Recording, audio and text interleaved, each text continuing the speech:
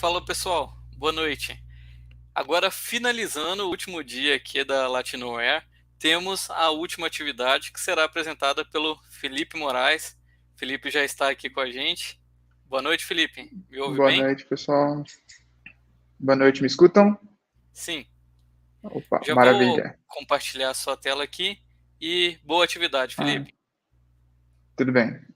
Pessoal, boa noite a todos. Eu sou o Felipe e vou falar um pouquinho sobre Docker, Docker Composer, Rancher e principalmente qual é o crivo para você fazer a mudança entre eles, tá bom?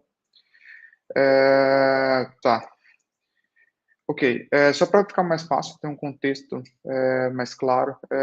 Eu sou o Felipe, eu sou graduado na UEMS, tá? Eu me formei no Mato Grosso do Sul, fiz mestrado na Unicamp. Na Unicamp eu tive a oportunidade de fazer 2 anos de trabalhar na Motorola, trabalhar como pesquisador na Motorola, em parceria com a Unicamp.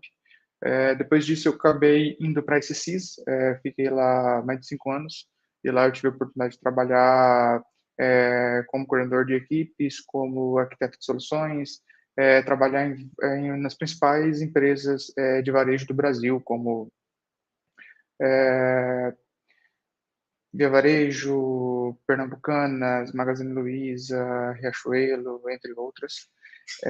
E hoje eu estou trabalhando na IGS, tá? Que é a International Global Solution, que trabalha principalmente fazendo jogos, tá? A IGS é um braço da Ortiz.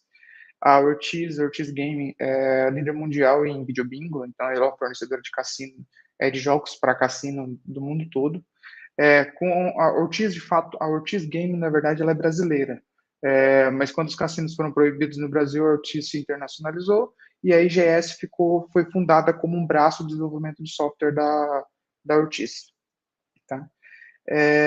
Então, assim, só para deixar isso uma visão mais ou menos de onde eu vim, e aqui é a ideia do que eu vou apresentar hoje, tá? A ideia é apresentar principalmente definir os cenários, então por isso que eu usei Docker, Docker Compose, Kubernetes e Rancher, com a ideia de definir cenários, né? Cenário onde eu vou usar só apenas Docker, onde eu vou usar Docker Compose, Kubernetes, Rancher, mas na verdade esses nomes são apenas chaves de grupos, né? De grupos de ferramentas que fazem a mesma coisa. Tá? Então, essa é a ideia de definir o conceito, e depois eu consegui passar uma visão geral de que ferramentas fazem parte de cada grupo, e, de fato, o ponto de situações no qual a mudança é necessária, né? Você mudar o jeito que a sua infraestrutura provê esses ambientes. Tá? É, Tá. E então, assim, tem esses 4 grupos. Então, pensando por eles um pouquinho, seria o Docker, simplesmente como um ambiente isolado, né? Então, eu tenho um ambiente de contexto seguro. Ele tem as dependências todas são instaladas instaladas dentro desse container, então ele funciona padronizadamente em vários hosts. Principalmente ele tem o isolamento, né, de coisas que estão dentro, elas não de fato são facilmente visíveis de fora no host, no caso. Um ambiente conexo, que é a ideia do Docker Compose, é a ideia de ter esses vários containers se comunicando. Então, ou seja, eu consigo fazer uma ligação de um container a outro, fazendo uma ligação entre eles, definindo, olha, você conecta com container A, container B, de maneira com que eles estejam juntos numa rede local de acesso facilitado, mas ele continua tendo um ambiente encapsulado tanto no container quanto na rede, de fato, e sem precisar fazer isso na mão. Ele trabalha com isso, por isso que a ideia do povo, ele está controlando e gerenciando tudo isso. E aí, muito próximo dessa linha, entra o Kubernetes. Ele também faz exatamente a mesma coisa, também tem a parte do isolamento, também tem a parte de conexão que os demais fazem, só que aí entra o ponto onde ele consegue trabalhar melhor a parte de escalabilidade do ponto de, tipo, olha, eu preciso de mais nós daquilo e eu preciso transpassar aquele ambiente físico, né? Aquele host, trabalhar em vários hosts dinamicamente. Então, o Kubernetes trabalha muito bem com isso. Não quer dizer que eu não consiga fazer com os demais, mas ele é propício, pensado para fazer o mesmo, para fazer exatamente isso.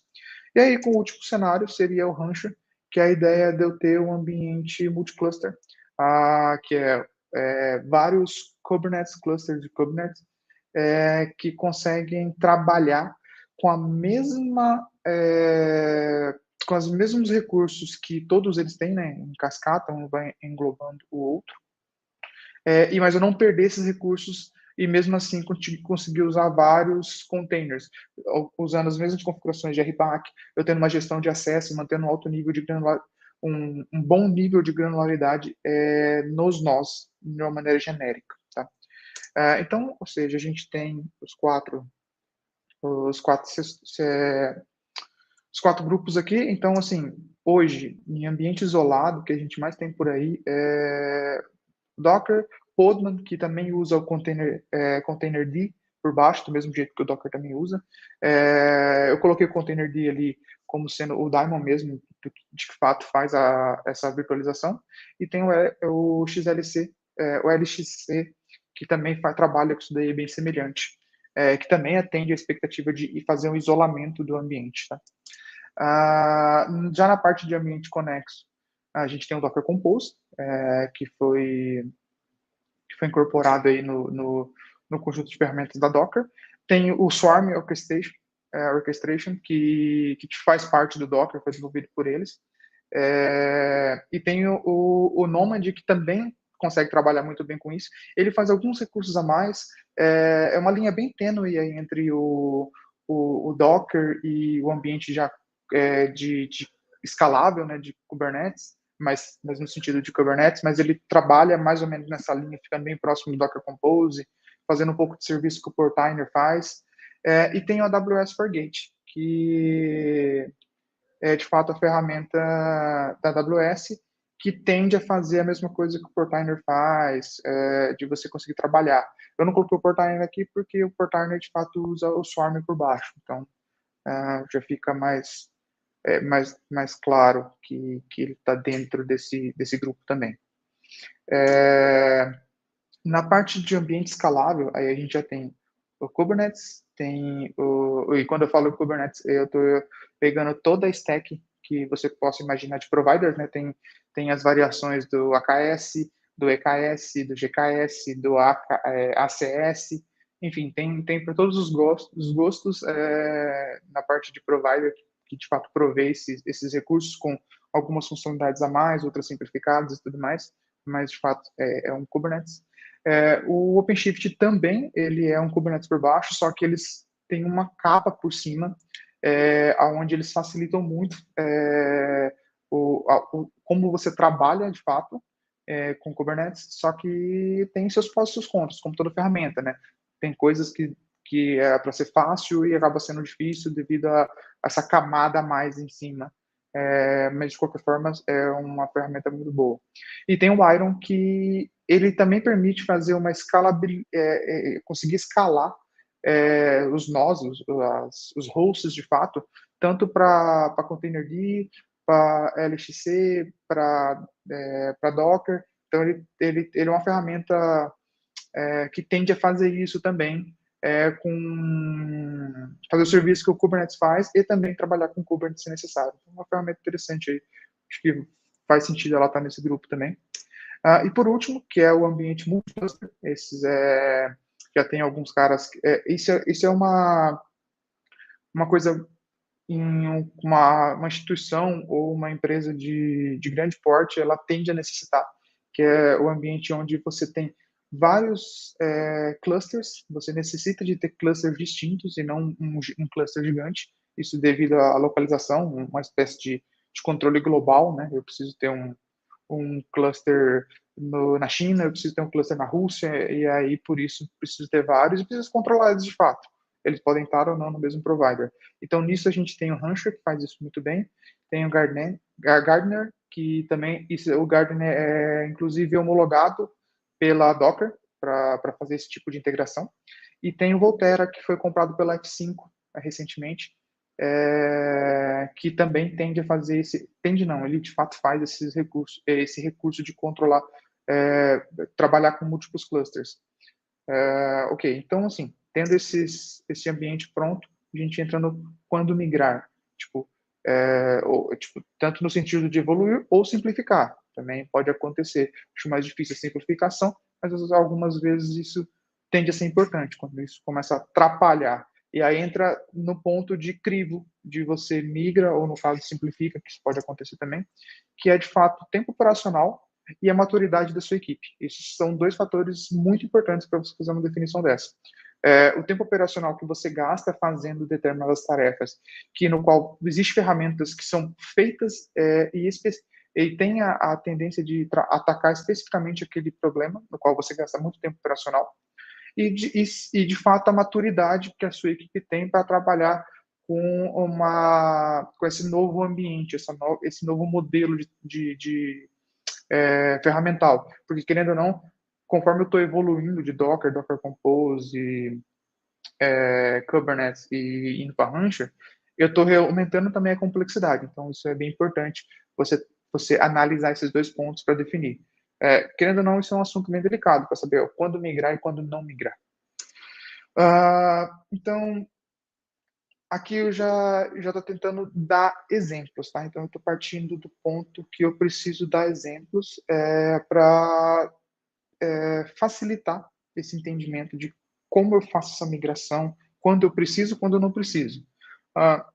Então, tentei exemplificar de alguma maneira aqui, alguns casos, no qual eu entendo que é importante e que se faz necessário como um ponto de corte entre, não, eu consigo, se eu não cheguei nesse limite ou nesse linear, eu consigo me manter desse jeito, ou, olha, daqui realmente é importante eu pensar a longo prazo no fato de, olha, eu preciso evoluir meu ambiente, minha infraestrutura, como eu gerencio a minha infraestrutura para que eu não tenha isso como mais carga em tempo operacional do que, de fato, em focar no que é importante, que é o desenvolvimento, a evolução das ferramentas para que tudo aconteça, né? Isso é apenas uma parte. Então, eu peguei um exemplo aqui de um ambiente isolado, tá? Eu já estou trabalhando num ambiente isolado, estou usando Docker ou Containerd direto, ou Podman, o ponto é abstrair com a ideia de container, tá? Então, trabalhando com container aqui, eu estou numa aplicação isolada, dentro do host, até aí tudo bem. Eu estou conectando a um banco externo, enfim, tudo funcionando fluidamente. Aí eu comecei a trabalhar e estou adicionando estou evoluindo meu ambiente, colocando mais um nó que pega informações desse container e pega de outro e mantém e joga para um terceiro. Então, ou seja, nesse ponto eu acabei de fazer uma ligação entre eles, que pode ser externa ou pode ser localmente mesmo, dependendo de como você configurou. Só sei que o ponto é, se eu atualizo uma das pontas, colocando alguma coisa, ou tirando alguma coisa, é quase certeza que eu preciso atualizar a outra também. Então, ou seja, eu preciso ter uma ordem para atualizar as coisas. E se eu mexo numa, preciso mexer na outra, eu tenho que atualizar, tenho que esperar essa terminar para mim atualizar. Então, ou seja, eu estou criando um fluxo de como eu devo atualizar. Isso para 3 nós não parece muito complexo, mas isso normalmente está na cabeça de quem está trabalhando com isso. Então, isso já é um ponto que é factível de fazer, mas é um ponto importante, porque quando isso aumenta essa complexidade de tipo, olha, não, esse daqui depende desse, então eu tenho que derrubar esse antes para subir o outro, eu começo a ter um problema. Então, isso eu começo a gastar tempo operacional. Ah, mas eu faço um script e isso resolve. Sim, isso resolve. Só que você está fazendo um script e aí você está gastando tempo operacional para isso acontecer. Então, nesse tempo operacional, talvez quando eu colocar um outro cara, que eu vou ter que alterar toda a ordem e alterar todo o seu script, talvez o script não tenha sido pensado para fazer de maneira genérica. Então, normalmente vale a pena você olhar e ver que, olha, tem uma ferramenta que faz exatamente isso, controla dependências e tudo mais, para que trabalhe da melhor maneira. Então, ou seja, eu estou gastando tempo operacional da pessoa, toda vez que eu for migrar, eu preciso ir lá e ela tem que fazer tal coisa, ela tem que lembrar que depende disso, daquilo. Então, qual que é a solução nesse aspecto? Já migra para um ambiente conexo. Usa um Docker Compose, usa um Nomad, usa um Swarm, usa alguma coisa que tenha uma rede local, eles conseguem se conversar e facilita para você. É uma migração, algo a mais, mas isso facilita para você. Porque imagina um ponto, não, eu quero continuar com o meu script funciona, tá ok, tá bem, tá funcionando bem, eu não preciso mexer. Isso nós estamos falando no ambiente de produção, né? Você fez todo o seu script, seu fluxo para o ambiente de produção. Mas e a evolução disso você precisa testar. Para você precisa testar, você precisa ter um ambiente de dev, QA, prod, ou seja, você precisa administrar esse ambiente e como você está fazendo na mão, você precisa criar uma rede local entre eles. E quando é um ambiente de desenvolvimento, o banco é local. Normalmente você faz um banco local, um banco de teste descartável. No QA, mesma coisa, ou já coloca externo.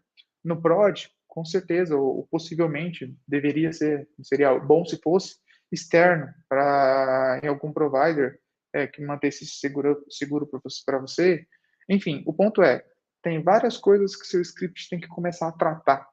Então, nesse ponto, quando você tem mais tempo para ficar configurando e gerenciando qualquer alteração no seu ambiente, isso de gerador já é um motivo para você mudar para um ambiente, tá? Então, nesse aspecto, já é importante que você, de fato, faça a migração, tá?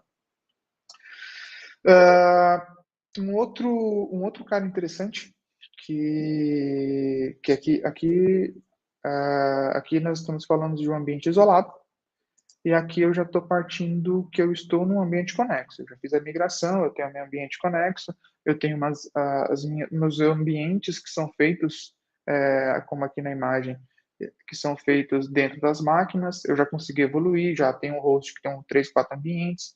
Já precisei de criar máquinas distintas para colocar elas em lugares, em providers necessários, estratégicos, ou simplesmente por questão de custo colocar em máquinas diferentes. Enfim, eu tenho várias máquinas que têm vários ambientes que rodam dentro. Tá? Então, eu tenho uma gestão muito bem, que eu rodo um ambiente aqui, eu estou falando de alguns ambientes que podem subir dezenas de máquinas. E perfeito, para mim funciona muito bem, e eles conseguem trabalhar ali dentro. Entrando nesse cenário, eu começo a ter um pequeno problema. Quando uma máquina cai, um container de fato cai, o meu serviço na ponta, ele para de funcionar por algum motivo ou dar algum problema. E eu tenho que fazer um traceback passando por cada nó até chegar ao nó de problema para, de fato, efetuar a solução, ver qual é o problema, o que aconteceu. Tá? Isso é um jeito, é o que acontece em alguns casos, só que se você começa a ter várias dessas quedas, você já está gastando de novo tempo operacional. E aí, poxa, como que eu consigo não ter esse tempo operacional ou facilitar para que rapidamente eu entenda o que está acontecendo? Eu preciso de monitoramento ou análise de funcionamento da operação. Então, eu preciso ter um dashboard onde eu consiga ver, e no momento que alguma ferramenta cair ou parar de responder, eu consigo achar. Mas aquele container, ele tem informação na porta X, essa aqui é na porta Y. Então, eu preciso começar a fazer esse mapeamento, tá? Então, o que eu posso fazer? Eu posso colocar um Grafana, um Prometheus, um APM, e tá bom, mas eu tenho que colocar em todos esses containers. Como que eu faço isso? E aí que entra um ponto.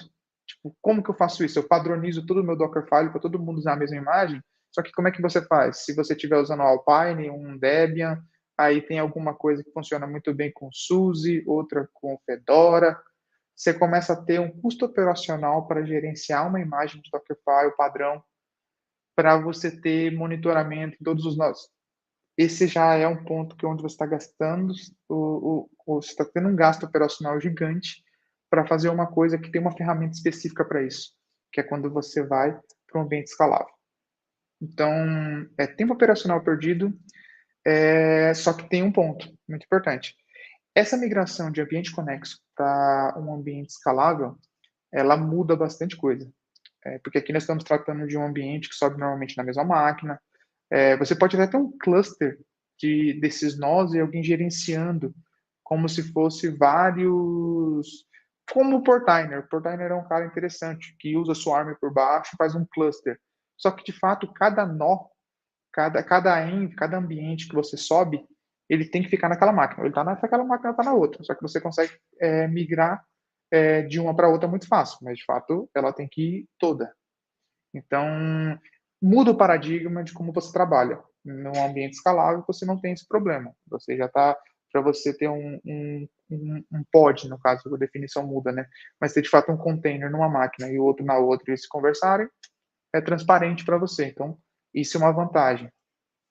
Mas enfim, isso aí, a parte de monitoria, né? Eu estava falando na parte de monitoria. Na parte de monitoria, eu consigo muito bem fazer isso com Kubernetes ou com qualquer ambiente que seja escalável. Por quê? Porque eu tenho uma estrutura no qual eu consigo colocar automaticamente a inserção de monitoria dentro deles automaticamente. Eu faço isso de maneira transparente. Então, ou seja, eu tenho uma monitoria muito fácil num ambiente que pode ser totalmente homogêneo, heterogêneo, e que para mim se torna transparente, eu tenho essa visibilidade muito fácil. Então, ou seja, isso é muito bom, só que entra naquele ponto que é a maturidade da equipe. É uma mudança de paradigma, é uma mudança de como as coisas funcionam. E isso depende muito da maturidade. Não dá para você ter esse ambiente mudar de um dia para o outro e acreditar que tudo vai ficar funcionando. Não, é diferente como trabalho, você precisa entender e estudar. Tá? Mas tudo bem, estou funcionando aqui, eu fiz aquele Dockerfile genérico, todo mundo está usando o mesmo padrão, então não preciso mudar. Tudo bem, só que aí você começa a ter outro ponto. Imagina que eu tenho meu ambiente aqui completo, voltou tudo funcionando, eu tenho minha padronização, tenho a monitoria, eu começo a ver que todo mundo está caindo, todos os nós estão caindo, o que acontece? Eu cheguei numa limitação agora, eu tenho uma limitação de que o meu host, de fato, ele foi construído. Eu tenho 3 hosts, por exemplo, nesse exemplo. Eu não consigo dinamicamente subir o meu quarto e passar para lá. Então, eu tenho problema de limitação de memória, eu tenho problema de limitação de CPU, eu tenho limitação de storage, e tudo isso eu tenho que gerenciar dentro desse cara. Além dos ambientes, eu tenho que gerenciar se isso está chegando no final ou não. Então, isso também é um ponto problemático. Então, esse cara também precisa de atenção com isso, com um ambiente escalável. É um ótimo momento para você ir para um escalável, porque ele começa a distribuir a carga facilmente. Então, se eu coloco um nó a mais, automaticamente ele vai distribuir, não de fato automaticamente, mas facilmente eu consigo distribuir horizontalmente os meus recursos para que nenhum host fica sendo meu gargalo ou um host meu seja penalizado. Então, esse é um outro ponto que tem todo sentido, toda a vantagem de você passar para um ambiente escalável. Tá? Tá. Isso do ambiente escalável. Então, isso é do ambiente. Mosquitinho chato. Isso do ambiente conexo para um ambiente escalável. Falando de ambiente escalável, eu tenho fiz um ambiente aqui, coloquei um Kubernetes, por exemplo. Então eu já tenho agora meu ambiente de dev, QA, teste, tudo bonitinho, funcionando de produção, todo separadinho por namespace. Já coloquei meu Ingress, já coloquei Steel, Longhorn, fiz a monitoria completa de Grafana. Eu uso o APM ou eu uso Kong para fazer o meu gateway. Enfim, deixei ele lindo aqui, tudo perfeito, funcionando muito bem. Vida nova, tudo lindo. Beleza, cheguei ao ponto de, olha, eu fiz meu primeiro cluster aqui, por questão geográfica, agora eu tive que criar um outro cluster lá, mas eu coloquei tudo lá já. Eu tive que passar na Europa agora, estou trabalhando lá, estou com bastante cliente na Europa, eu vou colocar um cluster lá para facilitar, não ter muita latência e tudo mais. Legal, tem vários clusters, tem uma bare metal, provider 1, provider 2 porque lá é mais barato, ou, por exemplo, na China, que só funciona provider X, eu estou na Finlândia, que é um problema que a gente tem, que tem que usar servidores que estão no local, então a gente tem que colocar o ambiente lá, a gente tem que usar um provedor da região, ou ter, de fato, servidores lá. O que acontece? Eu tenho isso, então, ou seja, eu preciso ter acessos. Então, eu acesso a minha bare metal, porque tem algumas configurações, eu acesso o meu provider lá, sei lá, na AWS, eu acesso o meu provider na Azure, e eu preciso ter credencial para acessar todos eles. Eu tendo uma equipe que está trabalhando com essas várias credenciais, se um cara sair, eu preciso ir em todos os nós e tirar, em todos os clusters, na verdade, não nos nós, né? Em todos os clusters e tirar. Então, ou seja, acabei de criar um problema que eu tenho uma dificuldade na minha gestão de entrada e saída de pessoas. Por quê? Porque eu tenho que mexer com a RBAC para cada um deles. Olha, esse cara podia acessar tal coisa, esse que não pode, eu tiro, mas agora eu tenho que colocar para esse outro cara, mas esse outro cara não pode acessar. Fazer isso em um cluster é aceitável, é necessário e funciona muito bem. Mas você começa a fazer em vários clusters, a chance de você começar a ter falhas ou esquecer de algum, começa a ter pessoas, gerenciamento humano em cima disso. E aí, como que você consegue resolver isso? Entrando num outro ambiente, que é o ambiente multi-cloud, onde você tem um cara que gerencia isso para você, tá? E aí entra um ponto do grupo de ferramentas Rancher, do Rancher que eu falei, que entra no Gartner, que entra no... Esqueci o nome dele agora, da outra ferramenta. Enfim, eles que são os caras que trabalham fazendo garantindo que isso funcione.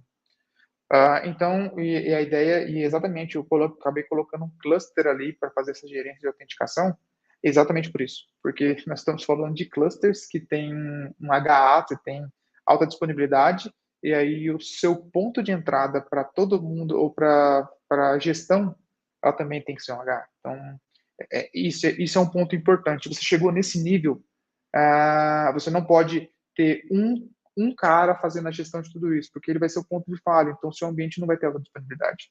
Tá? Então, esse é um ponto importante para você escolher, inclusive, a ferramenta que você vai fazer vai trabalhar dessa maneira multi-cloud.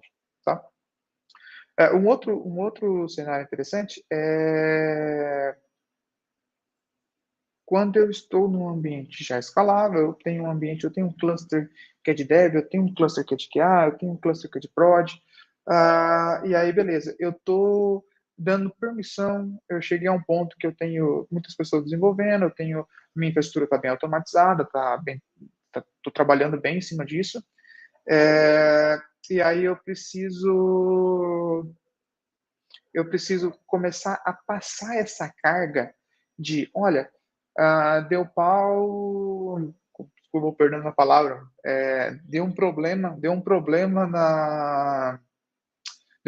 no container X, aí você chama o suporte vai lá e olha, manda log para você, e volta, e fica nesse pinga-pinga. E a ideia é que, conforme você vai evoluindo, a ideia é que o seu ambiente seja autogerenciável. Então, eu vou passar um namespace para o usuário, olha, daqui para frente, tudo que é feito deploy aqui, que acontece essa entrega de novo pacote ou de novo container, você vai conseguir ver, você consegue ter acesso. Então, você está começando a passar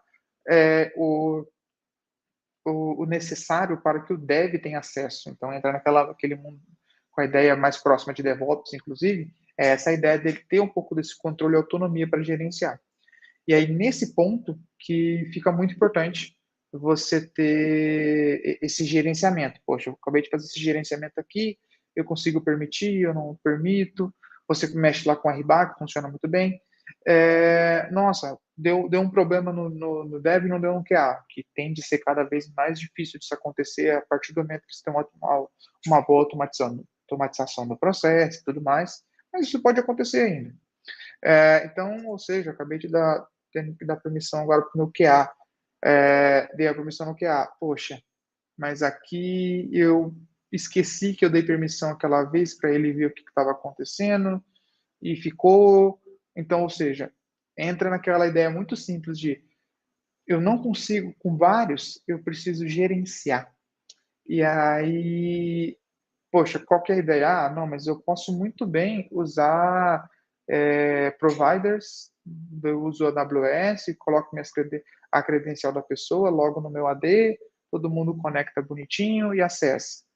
Legal, só que você está me falando a nível de infraestrutura.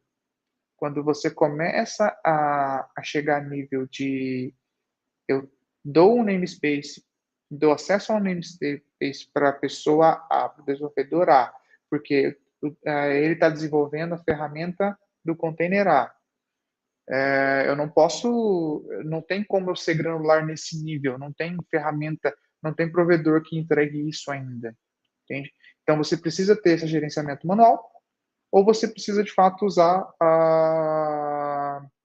alguma ferramenta que te forneça isso. E aí a ideia é de você ter um ambiente multi-cluster, que o ponto é, ele faz esse gerenciamento para você e também faz outras coisas, mas assim, foge talvez fuja um pouco do nicho que eu quero apresentar, que é a ideia de ser multi-cloud e você ter um gerenciamento centralizado, mesmo você tendo múltiplos clusters espalhados pelo mundo inteiro com uma gestão única, unificada. Eu acho que esse é o ponto-chave. Quando você chega a precisar disso, realmente você está na necessidade de ir para um ambiente multi-cloud. Tá? Então, assim, no geral, o que eu queria passar de, olha, como que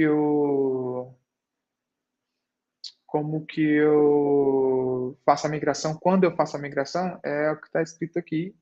É, quando migrar um ambiente, cara, é só no depende. Depende de qual a maturidade, depende de quanto tempo você gasta, depende de qual evolução você quer ter, se isso é um problema para você ou não. Pode ser que você esteja fazendo na mão e isso, de fato, não seja um problema. Você está numa equipe pequena, então não faz sentido evoluir. Se você chegar numa equipe grande, com muitas pessoas, isso acaba sendo necessário. Então, assim, é caso a caso mesmo para definir quando migrar e quando não migrar. E a ideia é que eu tenha ajudado nesse aspecto de ter algum crivo, você conseguir ter pelo menos uma noção de um crivo, olha, talvez faça sentido eu estudar ou eu me aprofundar em evoluir a ferramenta.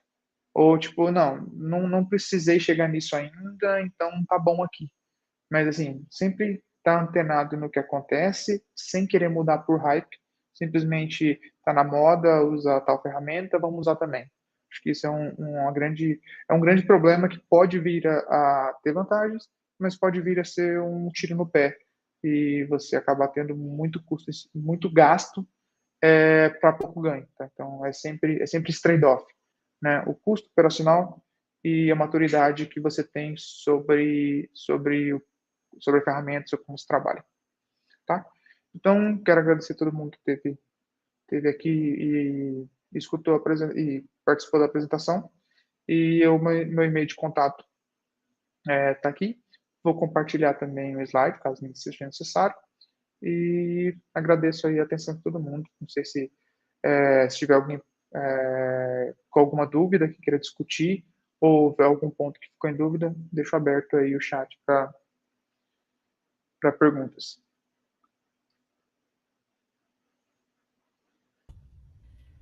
Oi, Felipe.